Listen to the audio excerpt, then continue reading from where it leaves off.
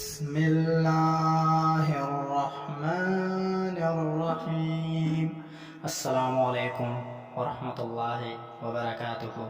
اگر آپ ہمارے چینل پر نئے ہیں تو ایسے اسلامی وظائف و واقعات کے لیے ہمارے چینل کو سبسکرائب کریں اور ساتھ میں بیل آئیکن کو بھی دبائیں تاکہ ہماری ہر نئی آنے والی ویڈیو آپ تک پہنچ سکے۔ حضرت موسیٰ علیہ السلام کے زمانے میں ایک شخص ایسا تھا جو اپنی توبہ پر کبھی ثابت قدم نہیں رہتا تھا۔ جب بھی وہ توبہ کرتا اسے توڑ دیتا، یہاں تک کہ اسے اس حال میں 20 سال گزر گئے۔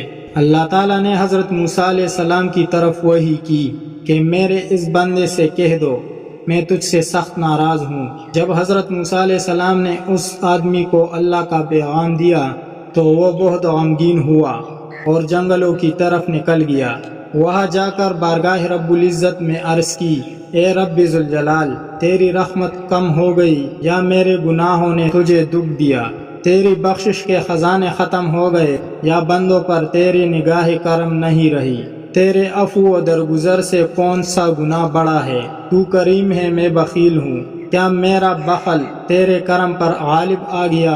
اگر تو نے اپنے بندوں کو اپنی رحمت سے محروم کر دیا تو وہ کس کے دروازے پر جائیں گے؟ اگر تو نے دھتکار دیا تو وہ کہاں جائیں گے؟ اے رب قادر و قہار، اگر تیری بخشش کم ہوگی اور میرے لیے عذاب ہی رہ گیا ہے تو تمام گناہگاروں کا عذاب مجھے دے دے، میں ان پر اپنی جان قربان کرتا ہوں۔ اللہ تعالیٰ نے موسیٰ علیہ السلام سے فرمایا، جاؤ اور میرے بندے سے کہہ دو کہ تو نے میرے کمال قدرت اور عفو و درگزر کی حقیقت کو سمجھ لیا ہے۔ اگر تیرے گناہوں سے زمین بھر جائے تب بھی میں بخش دوں گا۔